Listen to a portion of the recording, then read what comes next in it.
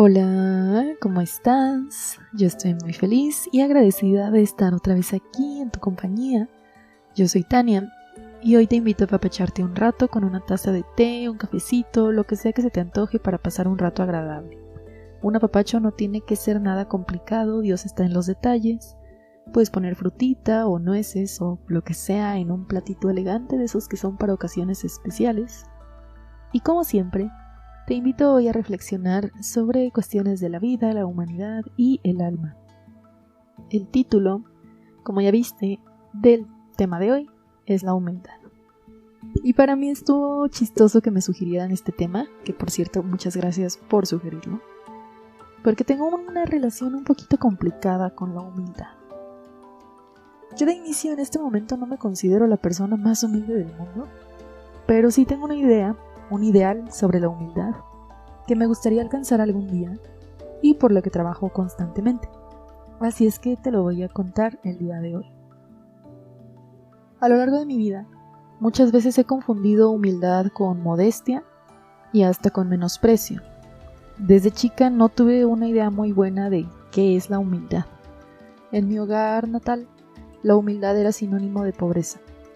Cuando hablaban de alguien en una situación económica más precaria que la de nosotros, decían, es que ellos son muy humildes, o él viene de una familia muy humilde, o algo así por el estilo. Entonces yo crecí pensando que alguien humilde era alguien pobre económicamente. Después, un poco más adelante, en la iglesia nos hablaban de la humildad como una virtud. Ahí empecé a sospechar que había algo más en la humildad que la pobreza, algo que incluso era deseable, porque para mí la pobreza no es muy deseable, no sé ustedes, pero yo no veía la humildad así como algo con ganas de alcanzarlo. Pero bueno, ya después empecé a pensar en la humildad como modestia, como demostrar menos, tal vez mostrar menos de lo que sabes, menos de lo que tienes. Y aquí es donde llegué a tocar el menosprecio, porque empecé a pensar que ser humilde era menospreciarme a mí misma. Que si alguien me decía, oye, dibujas muy bien, yo humildemente le tenía que contestar, no es cierto. Y cosas así, si me decían que me veía bien, en lugar de decir gracias o apreciar el cumplido, aprendí a menospreciar. No me veo bien, es que hoy sí me peiné. O ay, es que mi playera es nueva. O cualquier cosa que pudiera justificar ese cumplido que yo no creía merecer. Y yo pensaba que eso era ser buena. Hacerme chiquita o hacerme menos, ponerme siempre al servicio de todo y de todos y dejar de lado mis ambiciones y sueños y deseos egoístas. Para mí en la adolescencia eso era ser humilde. Pero bueno, ha pasado un buen rato desde entonces y después de la terapia y meditar y leer mucho de filosofía y psicología, entendí que uno necesita fortalecer el ego, la autoestima, la seguridad en uno mismo o en una misma. Y entonces vi que no era tan deseable tampoco eso de estarme menospreciando. Y tampoco alabar a quien se menosprecia, porque también iba en el sentido de pensar, ay, qué humilde es fulanita, que siempre se hace menos de lo que es, o que siempre le dices algo bonito y dice que no, y ay, qué linda. También de cierta forma yo proyectaba esas cosas en el exterior, mi mal concepto de la humildad también lo veía en el exterior. Así es que me vi en la necesidad de cambiar mi concepto sobre la humildad y comencé a investigar. Algo que me gusta mucho es investigar el lenguaje, ver de dónde surgen las palabras, la etimología y lo que significaba en un origen la palabra y cómo ha ido cambiando. Así que me fui a las etimologías latinas de donde viene esta palabra y en español humildad viene de humus, que significa tierra. En un sentido metafórico y antaño, las personas más cercanas a la tierra eran más humildes. En las épocas donde se creía que los reyes eran por designio divino y también que estaban más alto, entre comillas, en la escala social, los que trabajaban la tierra, por ende, estaban más abajo, entre comillas, o sea, más cerca de la tierra. Así es que, en un inicio, la humildad sí hacía referencia a los recursos económicos. Eso me sorprendió. Pero como los idiomas también cambian, a lo largo de la historia, cuando empezó a considerarse como una virtud, su significado se fue volviendo más y más metafórico. Ser humilde, en la definición del diccionario, era restarle importancia a los elogios y reconocer los propios defectos y errores. Esa es la definición de alguien humilde. Cuando leí esto pensé en algo, y a lo mejor te pasa como a mí, que pensé, pues esto se parece mucho a lo de menospreciarme, restarles importancia a los elogios y reconocer los errores y defectos que tengo. Y sí, pero no, porque aquí no dice nada de decir que no tienes ningún atributo y expresar que solo tienes defectos. No, es reconocer errores y defectos. Hasta ahí. Eso no es menospreciarse a uno mismo, eso es estar conscientes de nuestra humanidad y con ello de nuestra imperfección. No hay nada de malo con aceptar que uno comete errores o que tiene defectos. Todos lo hacemos, todos los tenemos, somos humanos. Hasta aquí como que se me empezó a quitar un peso de encima, porque tampoco se trata de exagerar mis defectos o de, no sé, culparme por cosas que no hice. Pero vamos a la parte de restarle importancia a los elogios, porque tampoco dice no aceptar ningún elogio o pelear con quien sea que te elogie. Simplemente dice restarle importancia. O sea que si alguien me da un elogio, yo lo puedo aceptar, pero no debo tomarlo como algo muy importante. Y este fue mi primer gran descubrimiento, y aquí vino mi primer shock de realidad, porque durante gran parte de mi vida yo buscaba los elogios, buscaba el reconocimiento y la atención de la gente, yo buscaba hacer las cosas bien para que me dijeran cuando hacía algo bien, así como cuando te ganas una estrellita en la escuela o un reconocimiento de ¡ay, fuiste muy buena niña! y al parecer ser humilde sí tiene algo en contra de esto, que ahora entiendo mucho más, porque no se trata de despreciar los elogios, se trata de no hacer las cosas meramente por un elogio. Que los elogios no sean la máxima meta de nuestra vida, sino algo sin importancia. Viviendo así, uno puede hacer muchas cosas buenas y que merezcan reconocimiento, pero si no te dan ese reconocimiento, no importa, porque la humildad te permite restarle importancia a eso. Y cuando empecé a pensar en esto, mi nuevo concepto de humildad me permitió reconocer también mis cosas buenas. Sí, ya quedamos en reconocer los errores y defectos, pero también reconozco que soy buena en ciertas cosas, por ejemplo, expresando mis ideas. Humildemente considero que soy muy buena en esto, y ahora no lo hago buscando elogios, aunque si me los dan los acepto y agradezco, ya no los desprecio. Pero en la definición no dice nada de que no se puedan reconocer las cosas buenas, solo dice que se tienen que reconocer los errores y defectos. Así es que ese fue mi gran paso hacia la humildad en lo que va de mi vida. Hasta aquí y un poquito más te puedo hablar de mi experiencia. Lo que te voy a contar ahora es una anécdota que cuestiona este nuevo aprendizaje y que me hizo darme cuenta de que todavía me falta un tramo en el camino de la humildad y que me ha llevado a seguir reflexionando sobre este tema y a decidir sí hacer este episodio porque me parece bien interesante. Cuando yo empecé a ejercer como terapeuta, empecé a recibir elogios. Y al principio no les tomaba mucha importancia, pero después sí. Se convirtieron en mi forma de medir si estaba haciendo bien mi trabajo. Si al final me decían que qué bonito se siente, qué buena terapia o algún comentario por ahí por el estilo, yo sentía que había hecho las cosas bien. Y si no me decían nada o yo preguntaba qué tal, qué te pareció y ponían una cara así como yo sentía que algo estaba mal conmigo.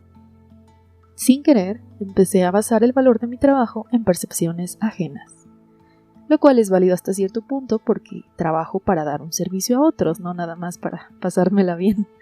Así es que sí es importante para mí evaluar mi trabajo, pero de pronto se volvió lo más importante, las percepciones sobre mi trabajo. La cosa es que de pronto empecé a recibir muchos comentarios sobre lo buena que era. No solo de pacientes, sino también de colegas. Y esto hizo que se me subiera un poquito a la cabeza. Como ya dije, no poseo ese grado máximo de humildad en el cual los elogios no me importan. Para mí sí han perdido importancia, pero no tanta. Entonces empecé a creer que era mejor terapeuta que otros. Al mismo tiempo, yo no era muy capaz de reconocer mis fortalezas. Estaba en una ligera contradicción, porque sí reconocía mis debilidades y errores. Eso se me facilitó desde lo que les conté anteriormente, desde mi descubrimiento anterior. Pero recuerdo que una vez me hicieron un comentario como: es que tú reconoces que lo haces mal, pero cuando te queremos hablar sobre lo buena que eres, dices que no es cierto, como que no te la crees, no te crees que eres buena y desprecias esas palabras, ¿no? Lo de despreciar los elogios. Y la verdad es que yo en mi interior sí lo creía. Yo, en mi diálogo interno, sí reconocía que era buena y pues ya les dije que se me iba subiendo, entonces yo sí lo creía. Pero nunca lo externaba, nunca hablaba de eso, nunca reconocía mis habilidades y mis fortalezas dentro de mi trabajo. Lo único de lo que hablaba sobre mí eran cosas negativas, sobre mis errores y eso, las cosas para mejorar. Y entonces pensé, sí es cierto, yo nunca reconozco lo que hago bien, nunca lo externo, nunca digo que reconozco que soy mejor que otros terapeutas. Así es que decidí hacerlo, dije, ok, me la voy a empezar a creer y hablar con más seguridad de mi trabajo y de quién soy y de mis habilidades y así, ¿no? Así que tomé la decisión de empezar a externarlo más. ¿Y sabes qué sucedió?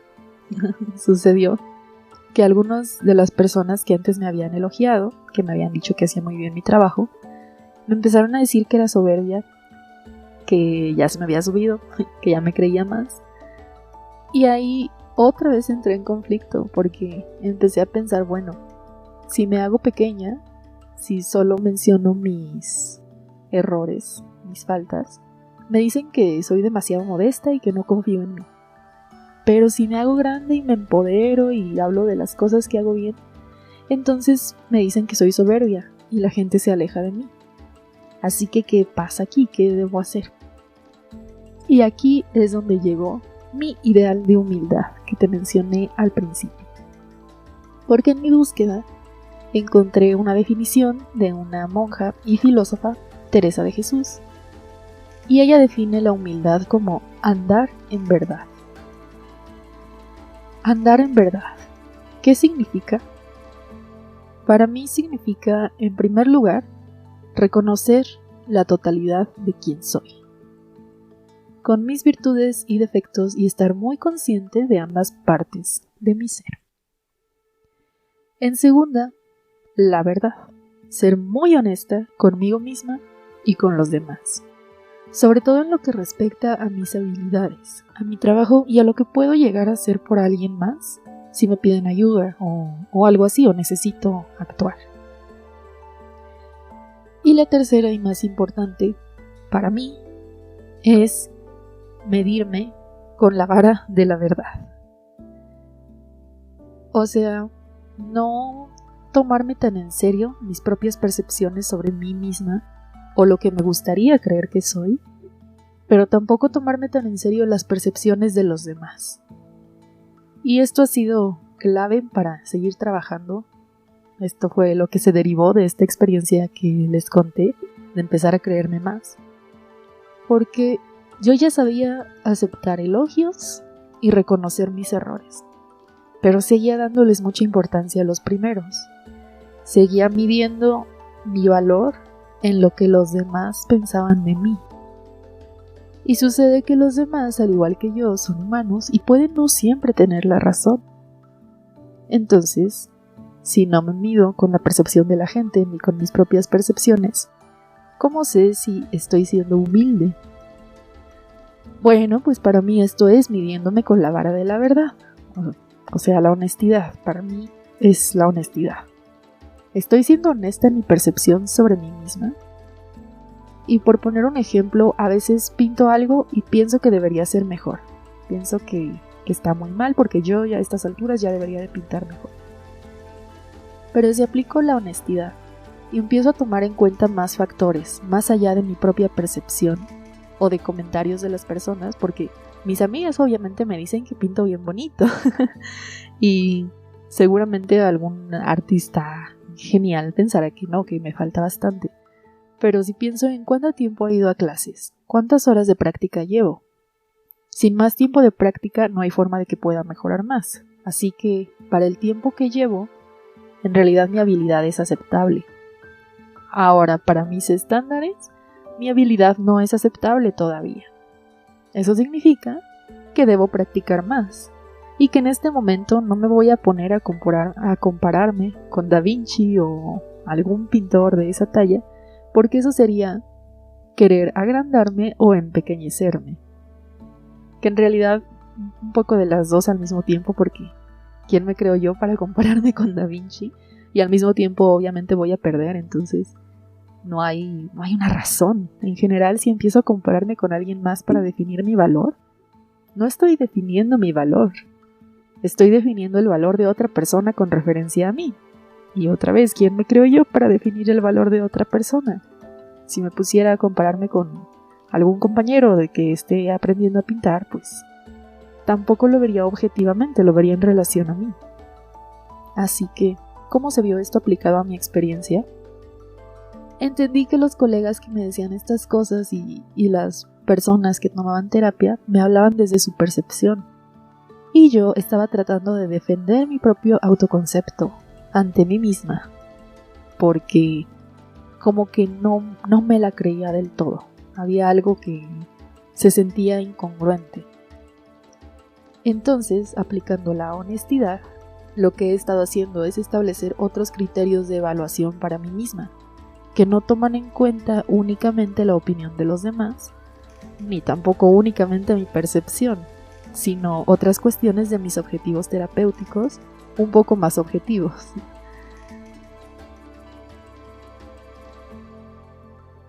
Y la verdad es que en el camino he aprendido que es inevitable no fijarte en percepciones propias o ajenas para definirte. Siempre que queremos definir algo vamos a tener nuestras percepciones propias y las de otros, y a veces no van a coincidir.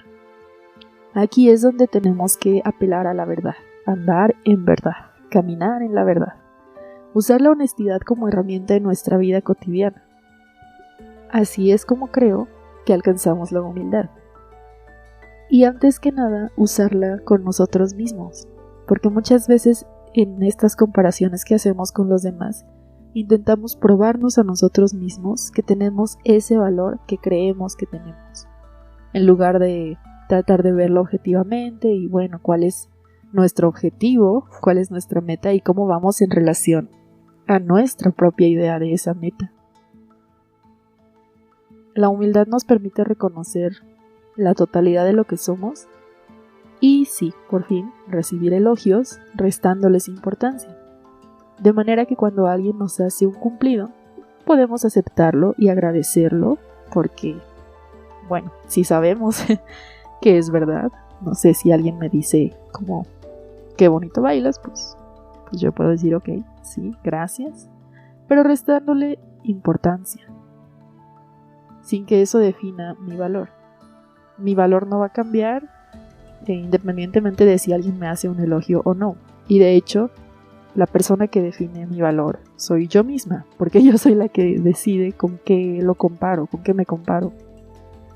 Si me comparo con algo que para mí esté fuera de mi alcance, pues obviamente me voy a sentir muy mal. Voy a sentir que no valgo lo suficiente. Pero si me comparo con, no sé, algo neutral, estoy pensando en un árbol, por ejemplo, un ser vivo, otro ser vivo que no es un humano, pero sigue siendo un ser vivo, pues mi percepción puede ser distinta y a lo mejor no me siento tan fracasada. Mi meta en torno a la humildad es tener esto siempre presente y tener mi valor tan claro, poder ser tan honesta conmigo misma, que cuando alguien me haga un elogio o una crítica, yo pueda restarles la misma importancia a los dos. Y cuando alguien me pregunte por mis errores, yo pueda reconocerlos. O cuando alguien me los recalque, yo pueda aceptar y decir, sí, esos son mis defectos, esos son mis errores, pero no tiene nada que ver con mi valor como persona, al igual que los elogios. Espero haber aportado algo interesante respecto al concepto de humildad por aquí.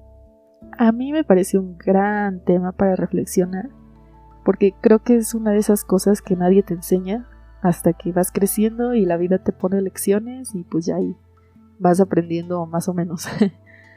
Pero en fin, Si hay algo más respecto a la humildad que hayas pensado, me encantaría que pudieras compartirlo en un comentario aquí en YouTube o por un correo a cafeterapiamexico@gmail.com.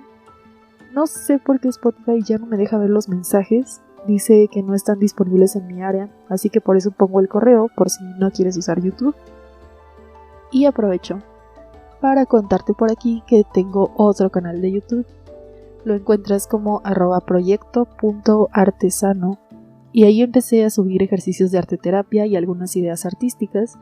Lo dejé temporalmente porque también por ahí cambió mi idea del contenido que quiero compartir, pero pronto lo voy a retomar, así que te invito a darte una vuelta. Y eso es todo por hoy. Si te gustaría platicar sobre otro tema específico, puedes dejármelo en los comentarios. Yo espero que hayas disfrutado este momento y que tengas un gran día, tarde o noche, y nos vemos a la que sigue. Bye.